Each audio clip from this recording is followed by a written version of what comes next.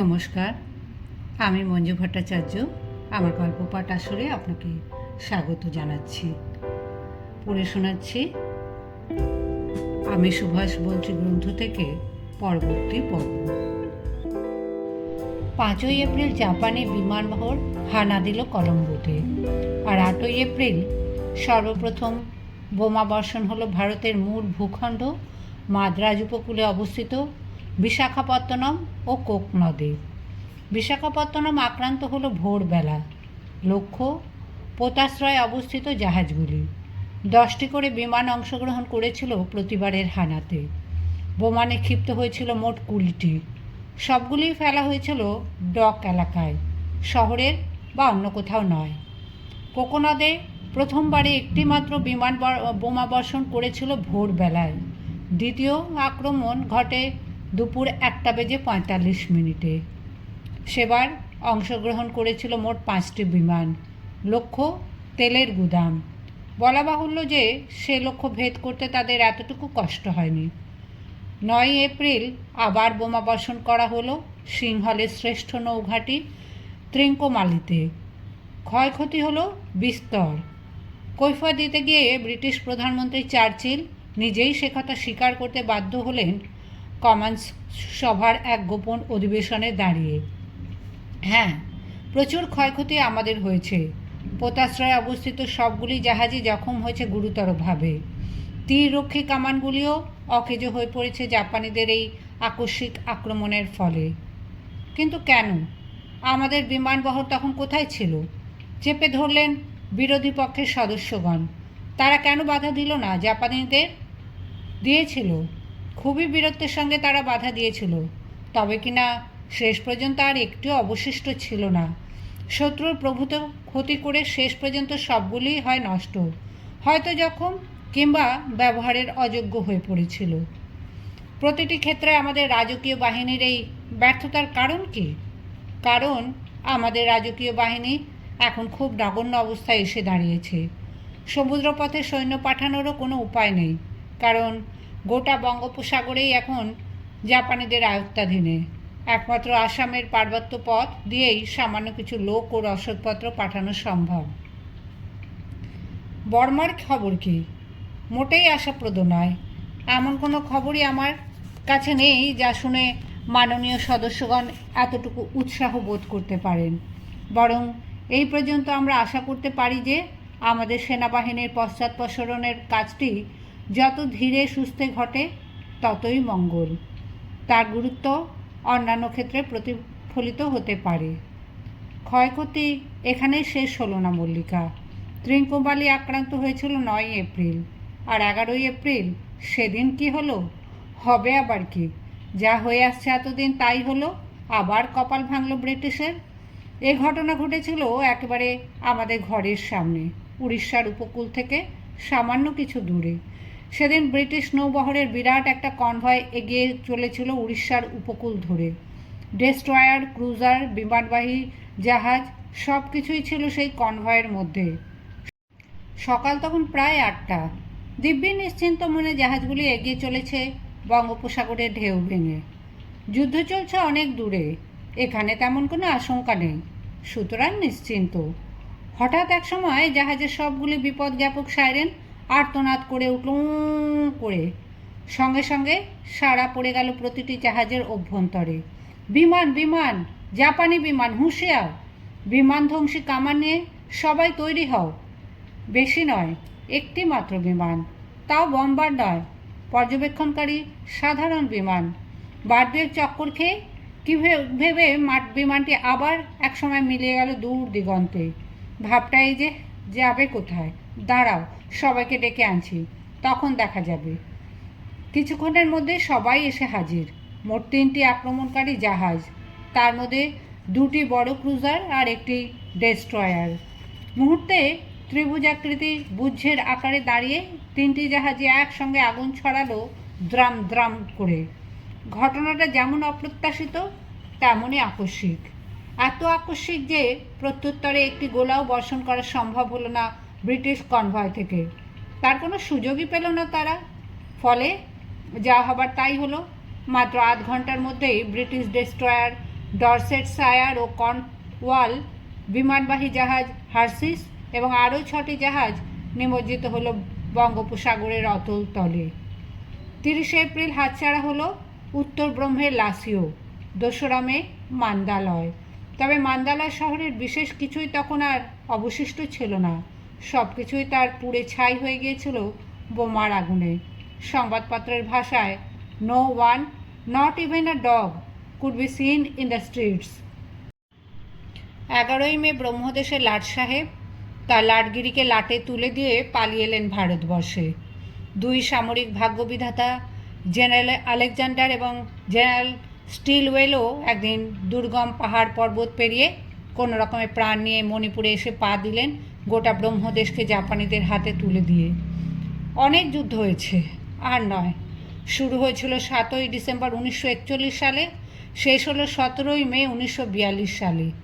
মাত্র 5 মাস। এই 5 মাসের মধ্যে ব্রিটিশকে মালয়, সিঙ্গাপুর, বর্মা ইত্যাদি উপনিবেশগুলো হারাতে হলো জাপানিদের কাছে। বাকি রইল শুধু ভারতবর্ষ, ব্রিটিশ সাম্রাজ্যের শেষ ঘাঁটি ভারতবর্ষ। এবার আমাকে একটু পিছিয়ে যেতে হবে মল্লিকা, কারণ জাপানিদের অগ্রগতির সঙ্গে তাল রাখতে গিয়ে ইতিমধ্যে আমি এত দূর এগিয়ে গিয়েছি যে পেছনের অনেক কথাই তোমাকে বলা হয়নি। এবার সেসব কাহিনী তোমাকে শোনাবো একে একে। হংকংয়ের পতন হয়েছিল 25শে ডিসেম্বর 1941 সালে। সুভাষের পক্ষেও কিন্তু এ তারিখটা কম উল্লেখযোগ্য ছিল না মল্লিকা। ইতিমধ্যে তার ঐকান্তিক প্রচেষ্টায় আজাদ হিন্দ ফৌজ গড়ে উঠেছে সুদূর জার্মানিতে।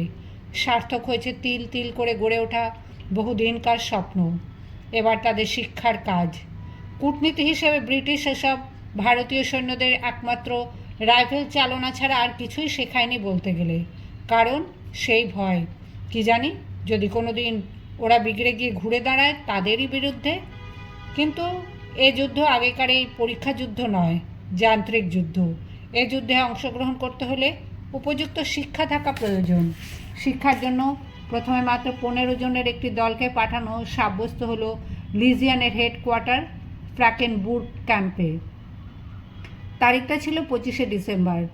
সমস্ত প্রবাসী ভারতীয়গণ সেদিন এসে সমবেত হলেন 15 জনের সেই ছোট্ট দলটিকে সংবর্ধনা জানাতে। বিদায় বন্ধুগণ, বিদায়। আমরা তোমাদের কোনো দিন ভুলব না। তোমাদের যাত্রা শুভ হোক।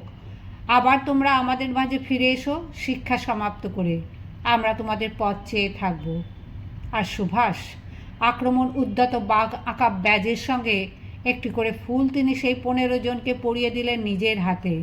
এই না বন্ধুগণ, এই একটি মাত্র ফুল ছাড়া তোমাদের দেবার মতো আজ আর আমার কাছে কিছুই নেই। সামরিক কায়দায় নেতাজিকে অভিবাদন জানিয়ে শুরু হলো তাদের ঐতিহাসিক যাত্রা। Left right, left right, left right. শেষ পর্যন্ত সুভাষ তাকে রইলেন তাদের চলার পথের দিকে। দু চোখে তার আনন্দ অশ্রু। জয় হোক, জয় হোক, স্বাধীনতার অগ্রদূত তোমরা। তোমাদের এই ঐতিহাসিক যাত্রা সার্থক হোক, ভারত স্বাধীন হোক। এবার তোমাকে একবার পিছিয়ে যেতে হবে মল্লিকা, পিছিয়ে যেতে হবে 1928 সালে পার্ক সার্কাস ময়দানে অনুষ্ঠিত কংগ্রেসের সেই অধিবেশনে। Left right, left right, left right, left right, তালে তালে এগিয়ে চলেছে হাজার হাজার তরুণ যুবক, এগিয়ে চলেছে সুসজ্জিত নারী বাহিনী, এগিয়ে চলেছে অশ্বারোহী বাহিনী, মোটরসাইকেল বাহিনী, মেডিকেল কোর বাহিনী, এগিয়ে চলেছে স্বাধীনতা সংগ্রামের ইতিহাসে সুভাষের এক অবিস্মরণীয় সৃষ্টি বেঙ্গল ভলেন্টিয়ার্স। দেখে সবাই উচ্ছ্বসিত। কি সংবাদপত্র, কি ভারতের বিভিন্ন নেতৃবৃন্দ, সবাই প্রশংসায় পঞ্চমুখ। হ্যাঁ, এই তো চাই, এই তো হওয়া উচিত। এমনি নিয়ম শৃঙ্খলায় তো আজ সবচাইতে বেশি প্রয়োজন। সুভাষ দেখালো বটে। শুধু খুশি হতে পারলেন না একজন, তিনি হলেন অহিংস মন্ত্রের ঋষি গান্ধীজি। তার মতে এইসব হলো পার্ক সার্কাসের সার্কাস। 1928 থেকে 1941 মাঝে ক বছরই বা পার্ক সার্কাসের সেই সার্কাসটাকে বাস্তবে রূপায়িত করে তুলতে খুব একটা দেরি হয়েছিল কি মল্লিকা? যাক, পরের কাহিনী শোনো। প্রথম বাহিনীকে সংবর্ধনা জানানো হলো 25শে ডিসেম্বর। পরদিন ভোরে এক অভূতপূর্ব দৃশ্য দেখা গেল এন হল্টার রেল স্টেশনে। সে কি দুর্যোগপূর্ণ আবহাওয়া সেদিন গোটা জার্মানি জুড়ে। সকাল থেকে ঝুরঝুর করে বরফ ঝরছে তো ঝরছেই। এ আবহাওয়ার মধ্যে বাইরে পা বাড়ানো মুশকিল। তবু সব কিছু অগ্রাহ্য করে প্রতিটি ভারতবাসী সেই প্রথম বাহিনীকে বিদায় দেবার জন্য অ্যানহল্টার রেল স্টেশনে গিয়ে হাজির। দেখে কে বলবে যে এটা বিদেশ? মনে হয় এ যেন আমাদেরই দেশের কোনো রেল স্টেশন। মুখে তাদের একই ধ্বনি, আজাদ হিন্দ জিন্দাবাদ, ইনকলাব জিন্দাবাদ, নেতাজি জিন্দাবাদ। একই সময় আরও দুজন স্বেচ্ছা সৈনিক পাঠানো হলো অন্য একটি শিক্ষাকেন্দ্র মেসরিস্ট ক্যাম্পে। এত অল্পতে খুশি নন সুভাষ? ইহার কতটুকু? সবে তো শুরু মাত্র। একে পরিপূর্ণভাবে রূপ দিতে হলে আরও অনেক কিছুই চাই যে। তাই আবার নির্দেশ গেল জার্মানির সেই বৈদেশিক দপ্তরের কাছে। ল্যাম্পসফোর্ড ক্যাম্প ও আফ্রিকার সাইরোনাইকা বন্দিনিবাসের সমস্ত ভারতীয় সৈন্যদের আমার চাই। সবাইকে নিয়ে এসো ডেসড্রেনের আনাবুর্গ ক্যাম্প বন্দিনিবাসে অবিলম্বে। ফিল্ড মার্শাল রোমেল মিশরের দ্বার প্রান্তে পৌঁছে গেছেন। ওখান থেকে আজাদ হিন্দ ফৌজের প্যারাসুটবাহী সৈন্যদের ভারতের উত্তর পশ্চিম সীমান্ত অঞ্চলে নামিয়ে দেবার এই তো অপূর্ব সুযোগ। ভারতে অবস্থিত ব্রিটিশের অধীনস্থ সেনাবাহিনী নিশ্চয়ই তখন তাদের আহ্বানে সাড়া দেবে। কেন দেবে না? তারাও যে ভারতীয়। ভারতের স্বাধীনতা তাদেরও কি কাম্য নয়? দেশ শত্রু কবলমুক্ত হোক, তারাও কি তা চায় না? চাই প্রচার। তেমনভাবে বোঝাতে পারলে একদিন না একদিন তারা ঘুরে দাঁড়াবেই। কেটে গেল আরও কয়েক সপ্তাহ। আজাদ হিন্দ সংঘ, বেতার এবং সেনাবাহিনীর প্রস্তুতির কাজ নিয়ে সুভাষ তখন অত্যন্ত ব্যস্ত। শুধু কাজ, কাজ আর কাজ, নিরবচ্ছিন্ন কাজ। মাঝে মাঝে যেতে হয় বাইরে, কখনো হামবুর্গের সংগ্রহশালায়। তন্ন তন্ন করে সেখানে খুঁজে দেখেন ভারতের অর্থনীতি ও কৃষি সম্বন্ধে নানাবিধ গবেষণামূলক গ্রন্থ। জীবনের ধন কিছুই যাবে না ফেলা, সঞ্চয়ের ঝুলি ভরা যাক। দেশ স্বাধীন হবার পরে এসব অভিজ্ঞতা কাজে আসবে। কখনো বা চেকোস্লোভাকিয়ার বিখ্যাত অস্ত্র তৈরির কারখানা স্কোডায় শুধু কৃষি বা অর্থনীতির দিক থেকে নয়, স্বাধীন ভারতকে একদিন অস্ত্র বলে বলিয়ান হয়ে উঠতে হবে। সুতরাং সব কিছুই দেখে রাখা দরকার। একটু ফাঁক পেলেই ছুটে যান আজাদ হিন্দ ফৌজের সেই শিক্ষা শিবিরে। এ যে তার নিজের হাতের গড়া, নিজের সৃষ্টি। যত কাজই থাক না কেন, নিজের সন্তান সময়ে এই জওয়ানদের কাছ থেকে তিনি দূরে সরে থাকবেন কি করে? সে কি আনন্দ উচ্ছ্বাস তখন জওয়ানদের! নেতাজি, নেতাজি, আমাদের নেতাজি! আজাদ হিন্দ ফৌজের জার্মান ট্রেনার ওয়াল্টার হারবিচের ভাষায়, whenever his busy routine permitted it, his excellency Bose, with several gentlemen from the Free India Center, came to the fellowship evenings, which were held at regular but long intervals, and was happy to find the Indian soldiers in a relaxed mood and happy spirits.